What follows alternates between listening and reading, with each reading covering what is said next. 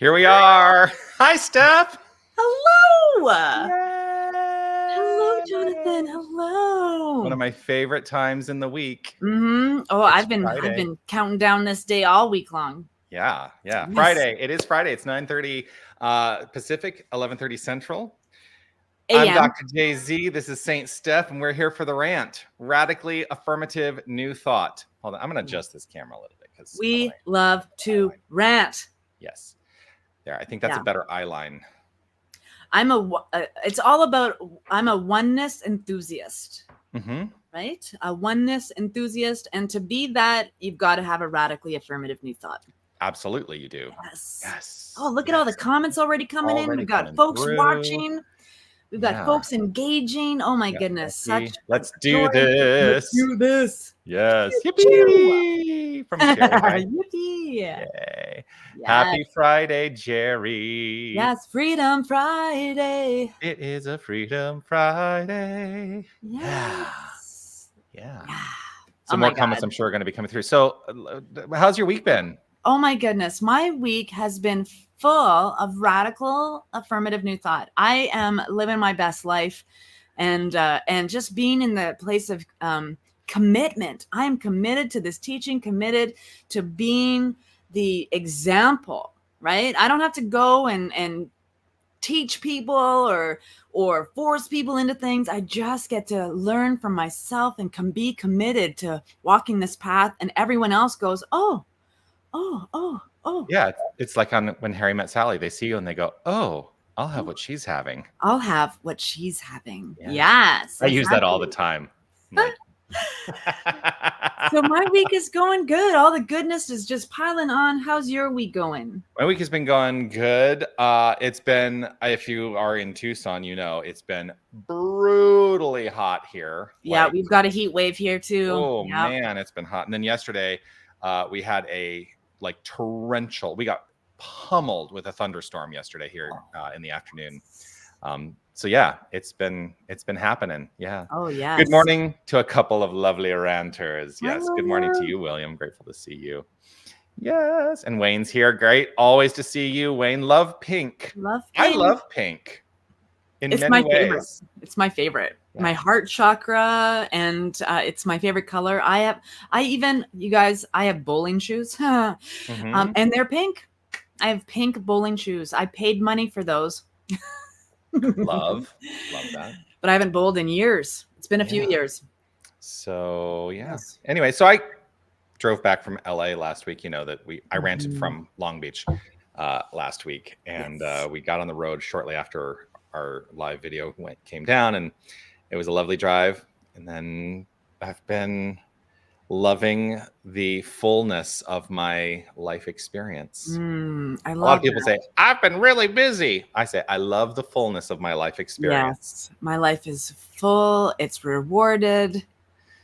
It's It's wonderful. It's wonderful. All that good stuff. The sticky and the sweet, you know. Sticky and the sweet. And in the heat, we know both of those things. Yeah, right? There's a lot of sticky. There's hot and sticky. And then there's a lot of sticky in the world that seems to be rearing its ugly head.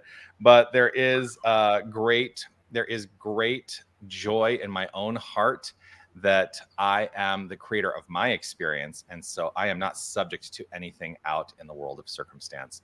And I will act accordingly with my values at the forefront. And that is how I choose to proceed. Yes. Well, it's all about the consciousness, right? It's about your consciousness. It's not about anybody else's consciousness. It's about how we relate to our environment, our experience. I mean, yesterday, it was hot. It was hot yesterday. It's hotter today, but it was hot yesterday. And I had to be outside, and no matter how much water I drank, I felt it overcame me, this heat. And I had to be in the coldest room for a bit. I had to lay down for a bit. And the whole time I wasn't sitting in the heat. I wasn't consciously going, I'm hot. I'm now heat stroke. I'm now dizzy. The world is spinning. No, I'm laying there affirming that my body knows how to handle this. My body knows how to cool down. My body knows my mind is shifting my reality. And, I might have laid down for 20 minutes, which was the best thing I could have done for myself. And then it's like a chime. There's a chime in mind that says, okay, I'm ready to get up now because I've done my work and I'm ready to try again. I'm ready to. Yeah. You know what I layer on top of that affirmation, though, that I have found to be really beneficial is I don't just affirm that my body knows how to heal itself. I don't just affirm that my body knows what to do. I also step into the consciousness of gratitude that my body knows how to heal, that I'm grateful that my body knows exactly how to address the fullness of my expression always. Oh, I didn't mean to do that. There we go. I hit a button. But also that feeling of gratitude becomes, I always talk about feeling is the fuel in the engine of creation. Yes. And so when we infuse our spiritual work in the sensation, the feeling of love, of gratitude, of joy, of harmony, I think we do better spiritual work. That's my opinion. Yeah. And being the feeling of gratitude, I mean, that feeling is the medicine. It is that good vibration that is working its way through all things and it moving through you. Therefore, through means into and through everything else too. Like you get to be the pebble in the ocean of gratitude as we move through all of this good stuff. Totally. Yeah. I'm trying.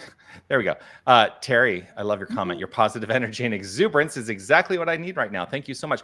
And so this actually goes in alignment with what does it feel like? Like, what is the experience in a feeling way? I always will continue. I just had like a whole lifetime play out in that moment. Did you notice that? Yes. I will write the book. I keep talking about it. It will happen. I will write the book because I have the book that I want to write around how to create a quality life.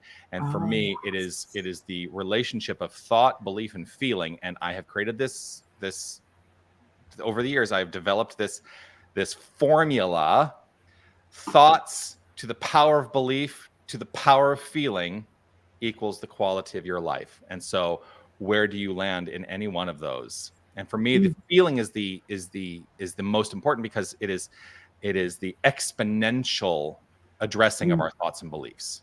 And so we can have thoughts and beliefs. If our feeling is not in alignment, it ain't gonna work out. Yes. Hey, those of you who are watching who want to pre-order this book right now, put I want this book in the comments. Let Dr. JZ know this book is already written in the mind of that infinite intelligent presence. You want to hold it in your hands. Let them know. I'm literally sitting here next to my first book. Yeah. I have a copy of my first book sitting here on my desk. Thoughts Are Things. This is the Ruminations on Life Revised Edition by Jonathan Zenz. Probably needs more revision because people keep sending me notices that they have found more typos, which is not surprising to me. Anyway, I sit there and I look at it, I'm like, yes, it is time. And I wrote that book in I just sat down and did it. Yeah. I just sat down and did it, which is why it has a lot of typos because I didn't edit it. I just sat down and wrote it. Yeah. So I just got to do it. Well, next time, send the draft to me. I catch all those. Okay. I have the mind that will catch all of those. Lucy wants this book. Lucy, it's nice to see you. Lucy was one of my community members when I was in Toronto. Oh, love it. Yeah, great to see you, Lucy. I trust you are well. Trust life is thriving for you. Yeah. Yes. And Audrey, grateful to see you. I practice to be the change I wish to see in the world, a work in progress. Yes. I love William's comment. Yes, I have my checkbook ready to buy your new book. Did you see, though, there are retailers now that are going to discontinue accepting checks, like major retailers. I think Target is going to discontinue accepting checks from people. Yeah, I didn't know people still use them. That's amazing.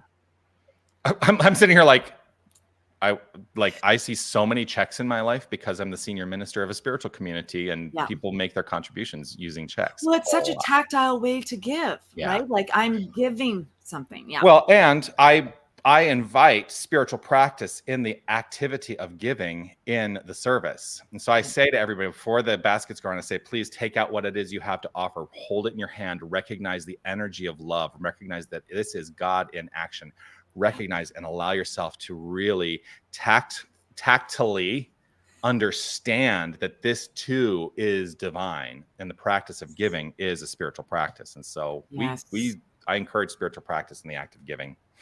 Yeah. I think all of this discussion so far has been a beautiful segue to the question that was posed last week, that we can totally rant about, because we're taught, like, I just heard the word tact, and I'm like, okay, like that's present. You know, we're only responsible for our own consciousness and not for the consciousness around. That's right. us.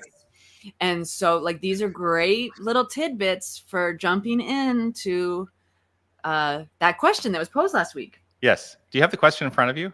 I don't. Did you close it? We're really bad at this. Yeah, we're getting better. We are getting better plans. every day. Yeah, we're making so basically plans. The question was, how do you maintain calmness when you are in the midst of people you vehemently disagree with? Yeah. Right. That was basically the tone of the question. So I have lots of ideas around how do you stay, and I posted this way, how do you stay cool, calm, and directed when you're surrounded by beeps? Yeah, basically. I beeped it for you guys. I think one of the first things is you have to, and this is where a consistent spiritual practice comes into play. Yeah.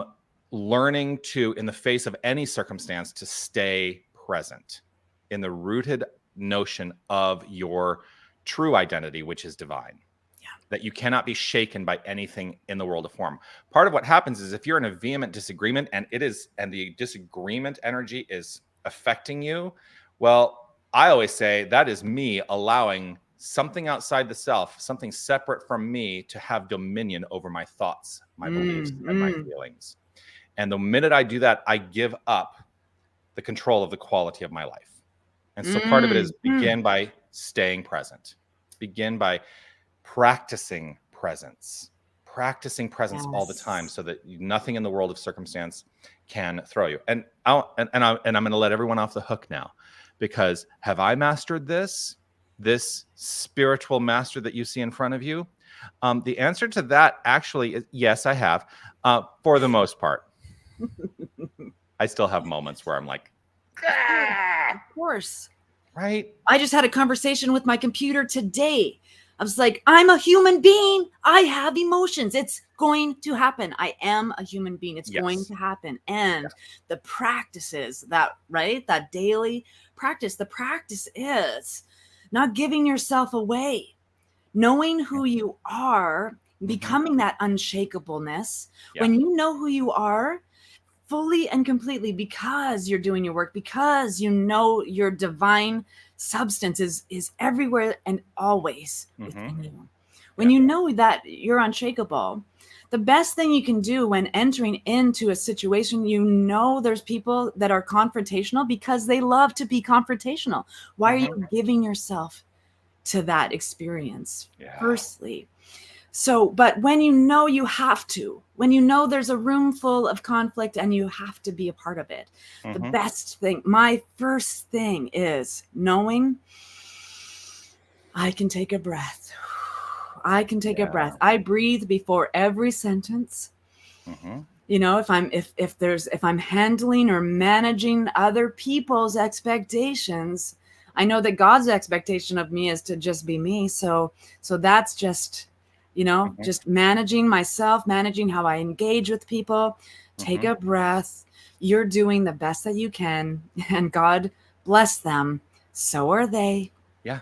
So are they. And that leads into another approach, which is to really, truly settle our hearts into compassionate states of being, right? And what I mean by compassion is unconditional love. And when I say unconditional, I mean unconditional love, which is, again, not defining somebody by the conditions. Yes. That when we are in unconditional love, and part of that is a path to spiritual mastery, and mastering spiritual understanding. So what if, from a spiritual perspective, we also allowed ourselves to gracefully understand their point of view? Doesn't mean we have to agree with their point of view, but we can master spiritual understanding around their point of view without having to get into a combative state of mind of trying to change their mind. Right? You don't have to change anybody's mind. Yeah. Mostly people are combative in that way because they mostly because they want to be heard. Yeah. You know, and we are in a society where everybody tries to be right, and we are taught you have to fight for your right to party. I had to, because that's my generation.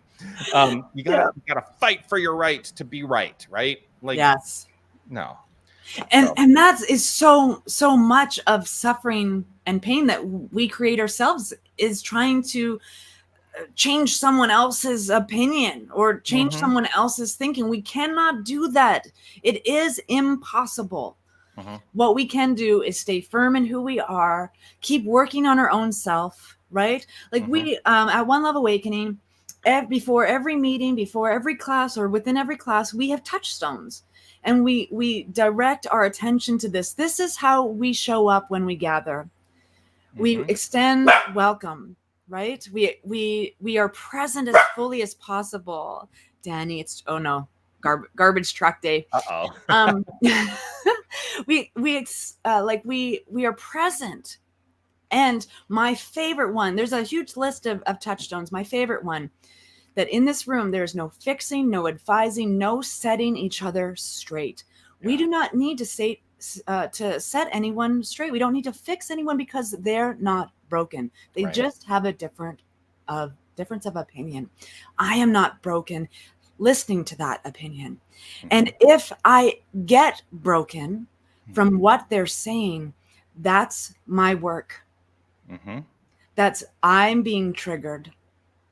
That's just it's more information for me for when I meditate, or what I'm praying upon, or the work that I'm doing. I love what you said when we were talking about what we're going to do today. We don't owe anybody anything. We don't owe a response. We don't owe a reaction. We don't owe an explanation. And a lot of that hostility that's coming towards us is because they are trying to defend or justify their point of view. Right.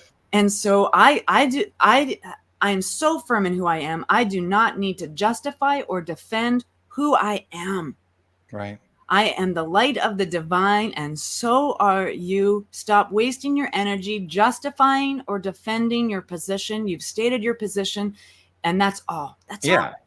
And so that's actually being grounded in our values, right? That is knowing who we are, focusing on our value, and that being focused on our own value is one of the ways that we can remain calm and centered. The other thing that comes up for me is,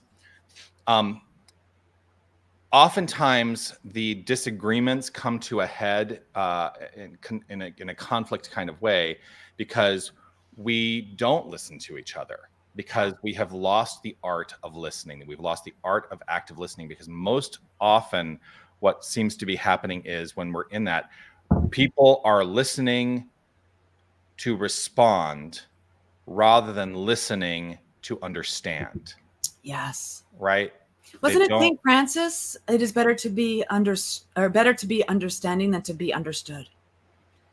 Right? So listen for the sake of listening deeply. And trying to better understand where a person is coming from. Yeah. But how to stay calm in these situations, that's daily practice. It's reminding yourself that you don't owe anything, and taking a breath, breathing. Especially, oh my goodness, if something's coming at me, I get red in the face. I can feel it, right? And so as soon as that happens, I'm like, whoo, okay, now I know I'm reacting instead of responding. So as soon as I'm consciously aware that I'm reacting instead of responding, that's when I have installed the pause button, and I take as many breaths as I need to to let that energy out of my body, because we are the tuning fork. Feeling is fuel, right? So if I'm like elevated like this, I physically heat up. My body heats up. And I'm sure that's true of many of us. I can tell when people are getting hostile, their necks get bulgy, their ears get red. They're like, oh, you know, I'm the same way because we're one. And so I've installed a button. If I can catch myself in that place, like I can physically feel a reaction, that's my body telling me pause. And so now I take a breath. Now I take another breath. Now I take another breath. Okay. Now I can really hear what just was said, because you know you didn't really hear what was said. You wanted to respond or react instantly. And you take the time. We do not owe an instantaneous response.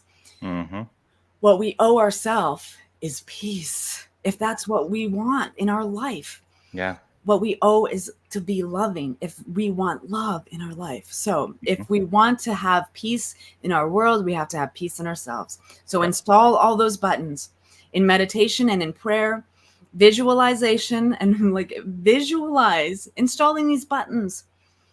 Visualize, like, okay, when this happens, I know that that's my new trigger, because it's not a trigger. It's an on switch now. It's just an on switch now. Yeah. It's just more information. Well, and that goes in alignment too with one of the things I'm always trying to teach, especially when people get into advanced spiritual study. You know, I have taught, I've taught religious science practitioners, many religious science practitioners. I'm still a teacher in my capacity as a spiritual director, as a spiritual leader here at Unity of Tucson. And one of the things I often find people forget is that our capacity to be responsive is our responsibility first and foremost. And the path of engaging spiritual practice is a path of welcoming into our beingness a new approach to response, so that if we are met with something, we don't immediately go to anger. We don't immediately go to confusion. We don't immediately go to frustration. We can basically reprogram ourselves, which is what the purpose of spiritual practice is. It's about reprogramming the mind. For me, that's how I understand it. So that our initial response is not one that is detrimental to our well-being. Yeah. You know, and so it's a practice. It's a practice. I work at it every day. Work in progress. And you know where it begins? It has begun with me releasing the need to win. Oh my gosh. The moment I released the need to win, my entire life transformed. Yeah. I had a similar thing. Like there's a moment when I realized I was always putting myself in a competitive state. And when I took that out of my life, I'm not competing for anything. That shifted everything. It's also, we were just covered in the 15 commitments of living a radically spiritual life, right? That it's a win for all. We're always be a part of the solution, and there's always an all for one, everyone wins solution. There's always an everyone wins solution. Yeah, love this from Peg. Love it. Pause, pray, and proceed equals peace. Yes. The PPP plan. The PPPP plan. Yes. Pause, pray, proceed, peace. Yes. The PPPP. Yes. That's great, Peg. Thank you for that. Yeah. You mentioned something though that was actually sort of related to another thing that came up, and so I'm going to do a little bit of a tangent here, and that was the idea that we don't owe anybody. Our authenticity. And this is because somebody came into my office this past week. It's somebody that I know who is here present with us. I'm not going to call this person out. But there was a lot of questions around, identity and authenticity. And, am I required to express my authentic self in every situation, no matter what? And I basically came to, well, no, you're really not. And that's when I started thinking about, you know what? Nobody is owed my authenticity. I choose to allow my authenticity to be the way I proceed and lead in my life. But nobody is owed my authenticity. But that also means that I am not owed anyone else's authenticity. So I got to let go of this thing. Like, you have to be authentic with me for me to be authentic with you, because that, again, that puts us right back where we were just talking about, a consciousness of competition. Yeah. And I will also maintain my own sense of self-reliance, self-respect, and self-esteem. And safety, that's a big one. That's a big one. Safety, if I have the feeling or the insight that showing my authenticity is going to put me in danger, I will then, I'm not going to lie. I'll be really clear. I'm not going to lie, but I'm probably not going to open up. Yeah. I'm probably going to remain closed in that. And it's like, know your audience, right? Yeah, know your audience. So that was just, it was something that came up this past week when we were doing our thing. Be authentic as possible in whatever situation, but be true to yourself. Yeah. That's the big thing. You have to be true to yourself. And, you kind of toe in the water for authentic living out in the world sometimes, because you don't know how other people are going to respond. They're not as cool as you are. Right. So I sometimes talk about the experience I had in Guatemala in 2016. I was in Antigua, Guatemala, with my husband, and we were walking down the streets of Antigua. And one of part of this too is that the shooting at the Pulse nightclub had just happened, like when we were there. It was like that was unfolding.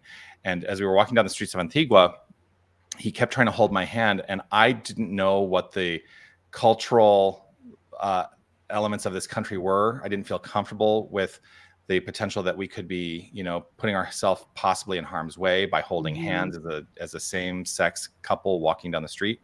And I said, I don't feel comfortable with this. I need to hold back. Is that me denying my authentic self? Well, no, it's me taking care of my authentic self. Yeah. Safety first, always. Safety first, always. Yeah. Yes. Yeah. Oh my goodness. Look at that. That's half an hour. I know. That always happens. I'm like, you and I, we can go on. And boom. Yeah. We can go on and on. I love Audrey had a comment up there too. Did we see this one? If I am in a disagreement, I respond by saying it's not my reality. Right? So if that's in your head, are you saying that to yourself? Like, this is not my reality? Because I do that all the time. Like, as soon as someone's talking in a negative, or like they're focused on the condition and not on the divine that is within them. I often am like, cancel, like that's not true. Is that true? It's all in my own head, though. I'm having a conversation with myself, because they get to tell their story. I just get to know a greater truth for them as they tell the story. Right. I feel like there would be a challenge for me. This is my personal thing. There would be a challenge for me if I were to say something like that out loud in the interaction, because basically what I'm saying is, I'm not willing to listen to you. And that can actually create greater problems potentially. So it's just something to think about. I think trust me, I say within my own mind and heart without ever saying it out loud, that's not my reality all the time. All the time, yeah. But I think also part of the compassion and respect is to have a willingness to let the other person know they've been heard. Yeah. Well, here's what I say instead of "that's my reality" out of my mouth. I say, "Well, isn't that interesting?" Oh, that's interesting. Oh, interesting. Because I'm listening. How many times have I heard you say that to me now? Whenever I tell people that's what I say, they start taking stock of all the times I've said, "Isn't that interesting?" Yeah. Because I'm listening to you. I want to hear your story. I want to know. I want to know where you believe you are at.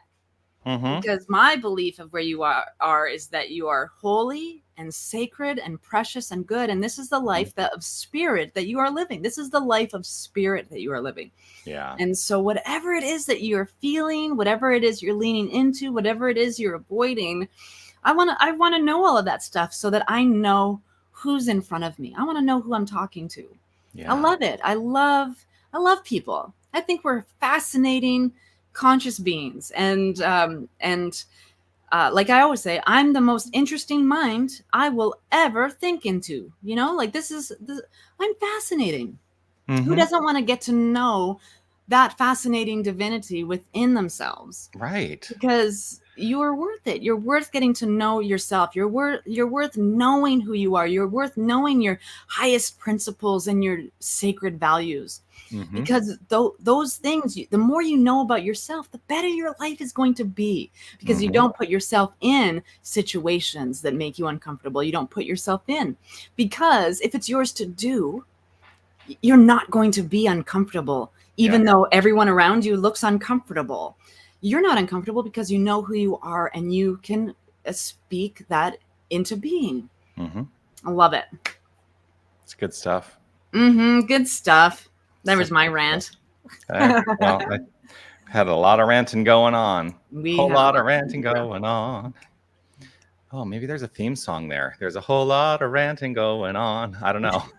Something's coming through me in my brain. Something's coming through me in my brain. Yes. Yeah. Okay, well, we have been ranting for 30 minutes. I'm so glad that you all took the time to be here with us. What a joy it is to be here with each and every one of you. Yeah. Dr. Jay-Z, you got some like notes and stuff to put up, or let's see. You know what? I can't remember what so I do this thing sometimes. Do I have our yeah, they are there. Yay! Yeah, we got our emails up there. Our emails are there. So if you want to send us an email, if you have questions that you'd like us or comments that you'd like us to address on future rants, send us messages. We are happy to receive the information from you about what you're interested in. And actually, so I do a mindful moment Monday through Thursday, right? At 9 a.m. And I've been doing this for almost as many years as you've been doing Wake Up, Say Thank You, but not as many. Yeah. Give or take a few. Yeah. Yeah. But one of the things I did this week is I was like, I am always like coming in. I'm like, what is it I'm going to talk about today? And this week early on, I said, what do you want to hear? What do you want me to reflect on? And I've started getting so much feedback that it's like I get to be in the conversation now rather than just be a talking head. And that really is exciting for me. I think the idea that we are here to be in the conversation. Yes. That's what it's all about. And we want to know what you want to talk about. Yeah. Yeah. What do you want more clarity about in your life? We have got you. We've got you. We do. We gotcha. We got you. I've got a direct line to the divine, and I'm ready to make a call for you. Indeed. Let's Grateful do this. for you, Becky. Yes. Yes. Yep. Glorious. Is on our One Love Awakening Leadership Council. Love. Yes. Yes. Well, the president of my board is here. Yes. William. Grateful always. I'm the president of my board, but I would love someone else to be. I'm making that happen for sure. I'm like, so resign as the president and someone else has to. And someone else has to, right? Oh, I love it. I love it. Okay, Leadership Council of One Love. I quit. In many ways, I'm grateful that I'm not the president of my board. Yeah, it's such a beautiful thing because it's another perspective. It's more wisdom, right? Like, I don't know what I don't know. So I need help. I need help. And it takes us away from minister-centric ministry, and it is an invitation into mission-centric ministry, which is what I am all about. Yeah.